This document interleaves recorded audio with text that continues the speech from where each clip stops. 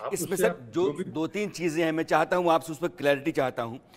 जी हमने zero FIR कहीं से कर दी, फर्ज मैं दिल्ली में हूं लेकिन मैं नोएडा में रहता हूं, मैंने करेक्ट दिल्ली में एक जीरो एफआईआर कर दी। वो, जी वो मेरे थाने में, कंसर्न थाने पहुंच गई। जी 3 दिन में एफआईआर लॉन्च होनी चाहिए, यानी कि पुलिस के पास उस बारे में, शिकायत के बारे में जांच पड़ताल करके नतीजे पर पहुंचने के लिए 3 दिनों का समय है। 3 दिन का टाइम है। एफआईआर लॉन्च हो गई तो फिर ये कानून कहता है कि 60 दिनों के भीतर आपको चार्जशीट फाइल कर देनी है, 90 दिनों के करेक्ट, भीतर। वो तो पहले भी था 90 दिन। पहले भी है सर, हाँ। अब ये कह रहे हैं कि जिस दिन मुकदमा शुरू होता है, सुनवाई शुरू होती है, उस दिन से लेकर के 60 दिनों के भीतर आपको चार्जेस फ्रेम करने हैं। करेक्ट, वो पहले भी था। अच्छा ठीक है। अब ये कहते हैं कि जिस दिन भी आपने लास्ट हियरिंग की, उसके 35 दिनों के भीतर, 45 दिनों के भीतर आपको वर्डिक्ट देना है। ठीक, 45 days of the conclusion of arguments, बिल्कुल अच्छा, सही कह रहे हैं आप।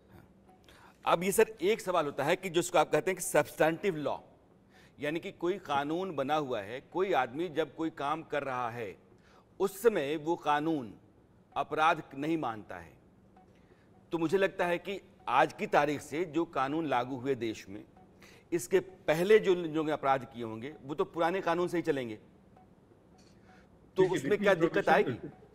बिल्कुल आएगी सर, क्योंकि रिपील प्रोविजंस में कहते हैं proceedings under the previous act will continue.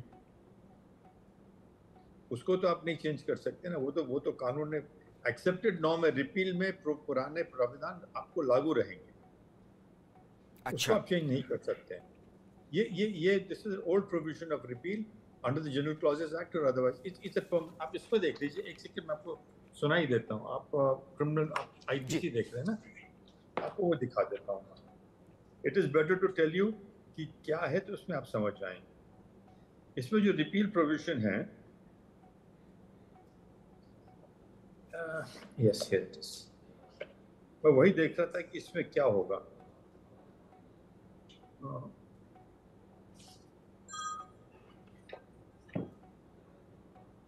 Repeal and savings 358 IPC में, IPC repeal, notwithstanding the repeal of the code referred to above, provisions of operation of the code so repealed anything done thereunder, any rights on and so forth, notwithstanding such repeal, anything done under the and taken under the said act shall be deemed to have been done or taken under the corresponding provisions of this act. ये इन्होंने amend किया है. The mention of particular matters in subsection 2 shall not be held to be prejudicial or affect the general application of section 6 of the General Clauses Act. अब ये दोनों चीजें आ गई, कुछ इससे आएंगी, कुछ पुराने एक्ट में आएंगे। या तो आप कह दीजिए पुराना एक्ट रिपील्ड, सब इस नए एक्ट में आएंगे, लेकिन इस पे प्रोविजंस भी तो काफी रिपील किए गए सर हैं। मैं आप पुराने 2 मिनट में कैलाश जी के पास आता हूँ। आलोक रंजन जी, चूंकि कानून के आप जानकार हैं, आपने किताबें भी लिखी हैं, ये जो नया कानून है आईपीसी सीआरपीसी एविडेंस एक्ट, नए नाम से और नए बदलावों के साथ, नए संशोधनों के साथ, इसको आप कैसे देखते हैं? नहीं, बदलाव तो बहुत अच्छा है। बहुत सारे बदलाव आवश्यक थे और अवश्यम भावी थे जो हमने किए हैं। जैसे आप देखेंगे कि चोरी के साथ स्नैचिंग का अपराध हमने जोड़ा, मॉब लिंचिंग का अपराध जोड़ा, तो ये सब तो आवश्यक थे। लेकिन जैसा कि हम लोग सुन रहे हैं कि पहले आईपीसी में 511 धाराएं थी, अब 358 धाराएं हो गई और चैप्टर भी अब 20 रह गए, पहले वो ज़्यादा थे।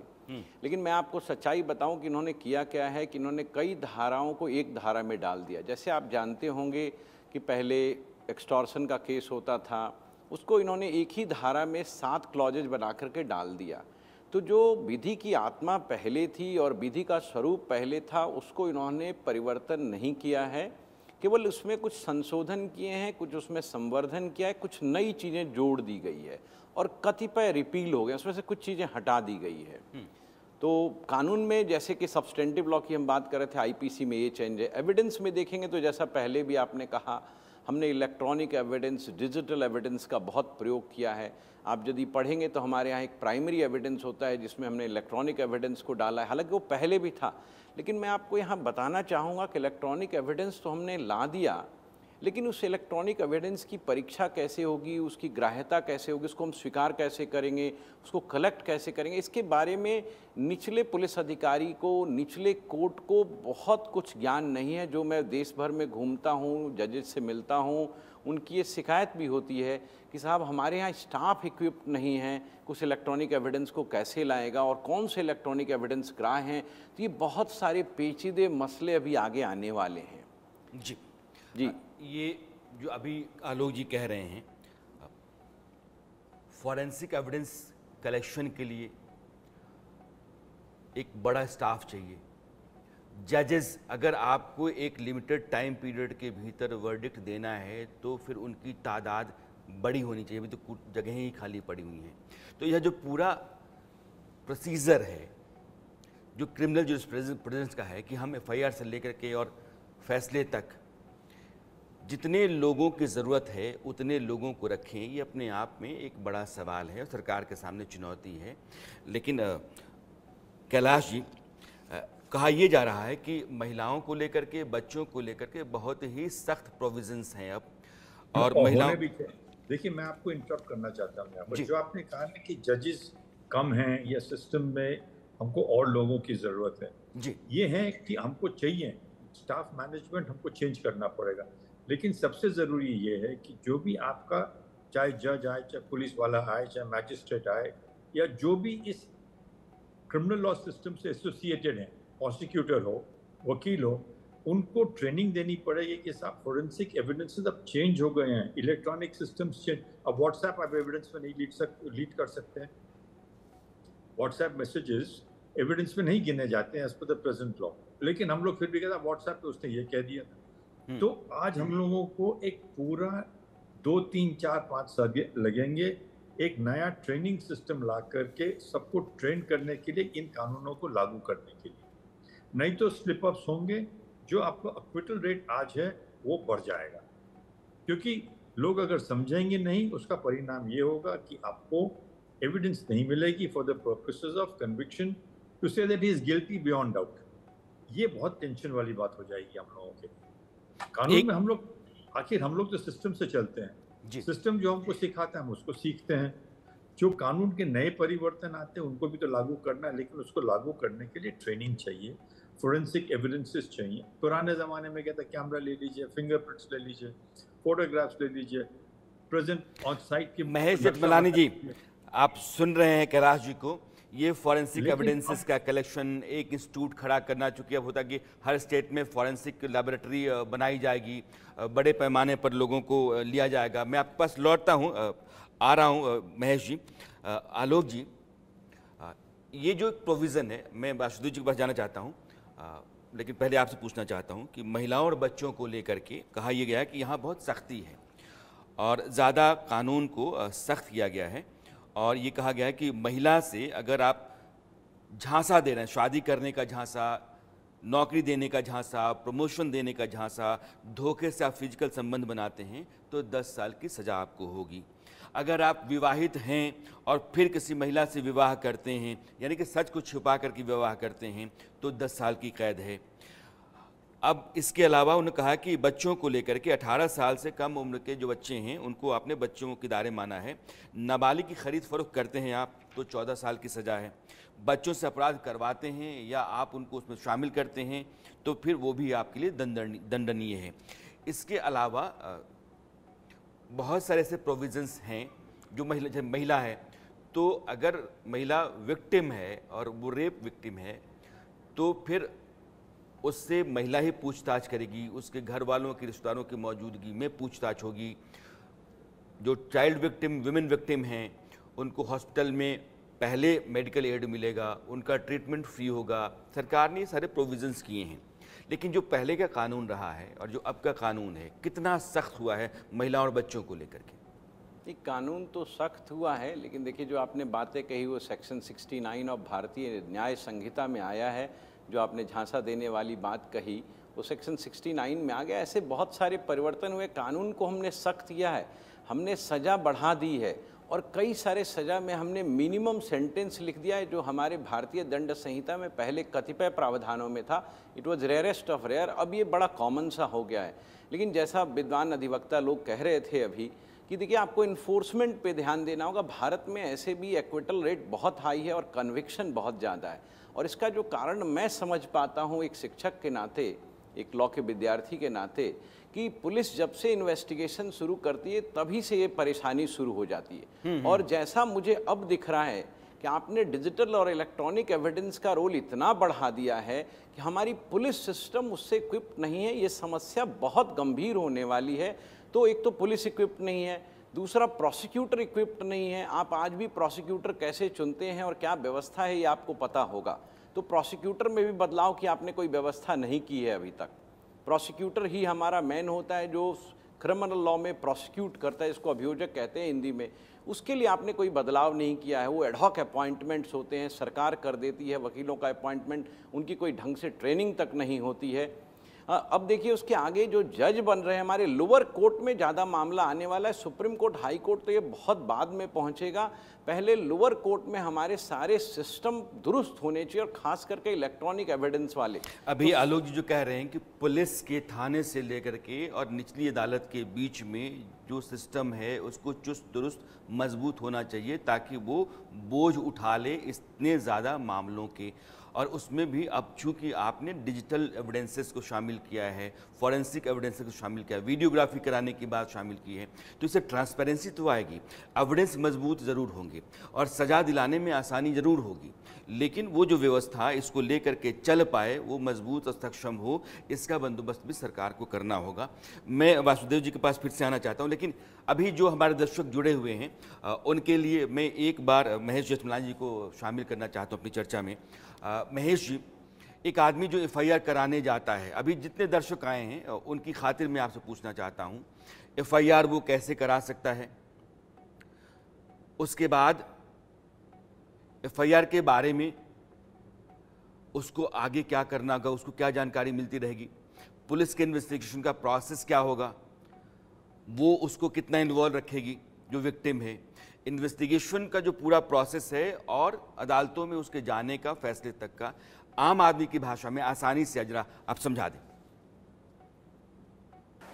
देखिए, सबसे पहले जब एफआईआर दर्ज करने के लिए जाते हैं तो जो फरियादी है और जो विक्टिम है उसको पुलिस स्टेशन जाने की ज़रूरत नहीं है। उनके सुविधा के लिए अब आप टेलीफोनिक कम्युनिकेशन यानी व्हाट्सएप से आप अपना शिकायत को दर्ज कर सकते हैं।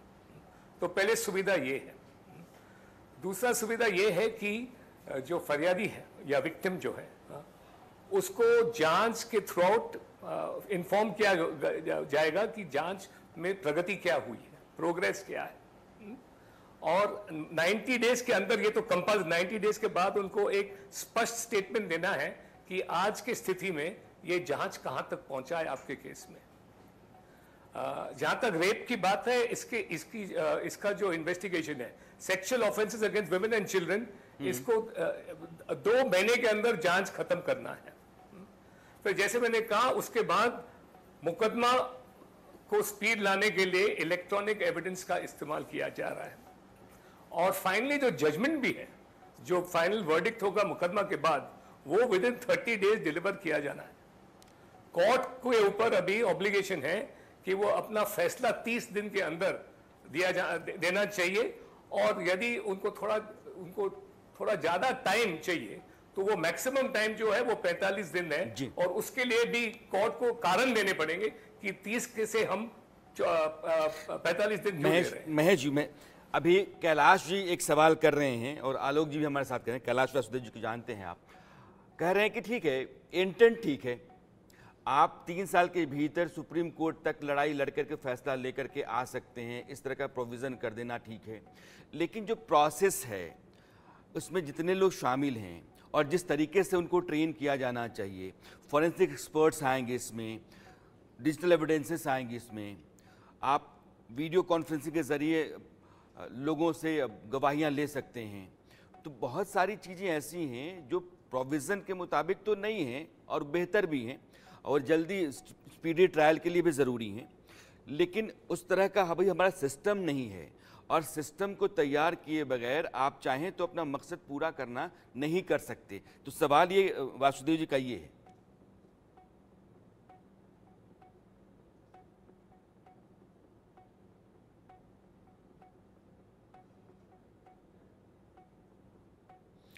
महेश जी, मेरी आवाज आई आपको? मैं ये कह रहा हूं कि कहा है कि ये कंपल्सरीली करना ही पड़ेगा। फॉरेंसिक लेबोरेटरी हर स्टेट में सरकार प्रावधान के मुताबिक, ये नए प्रावधान के मुताबिक ये अभी तय किया गया है कि हर स्टेट को एक फॉरेंसिक लेबोरेटरी स्थापित करना ही पड़ेगा। और ये भी एक भी प्रावधान नया प्रावधान लाए हैं कि हर स्टेट में एक प्रोसिक्यूशन विंग होगा और एक इन्वेस्टिगेटिव विंग होगा। डायरेक्टरेट ऑफ प्रोसिक्यूट अभी इंट्रोड्यूस किए गए हैं। डायरेक्टरेट ऑफ प्रोसिक्यूशन है, जैसे यूके में है डीपीपी, वो सुपरवाइज करेंगे इन्वेस्टिगेशन से लेके ट्रायल के अंत तक। वो ऐसे वो उसका ध्यान दो चीज पे पड़ेगा। एक, इन्वेस्टिगेशन ठीक से चल रही है और टाइम पे चल रही है। दूसरा, कि मुकदमा ठीक से चल रहा है और जल्द से चल रहा है। तो ये डायरेक्टर ऑफ डीपीपी जो है, जो सुपरवाइजिंग एजेंसी ये लोग ने बिठाए हैं या बिठाएंगे, उनके काम से यदि ये अपने काम सक्षम रूप से करेंगे तो जो इफेक्टिव स्पीडी ट्रायल जो है वो हासिल किया जा सकता है। तो ये सब आइडियाज है। तो जैसे मैंने कहा, ये सिर्फ कानून है। कानून के इंप्लीमेंट लागू करने के लिए और सफलता प्राप्त करने के लिए काफी कदम रह गए हैं, और वो सरकार ने उसके लिए भी प्रिपरेशन की है। और ये नए प्रावधान में उनका कुछ उसने इशारा भी दिया है। जैसे मैंने कहा, directorate of public prosecution, forensic laboratory, audio visual evidence. तो ये और जैसे आपने कहा कि इसके लिए मैन पावर की रिक्वायरमेंट है। जी जी। लेकिन मैन पावर की कोई कमी नहीं है देश में, और आज के दिन में कुछ पैसे की कमी नहीं है। सिर्फ allocation of funds for the criminal justice system को बढ़ाना चाहिए।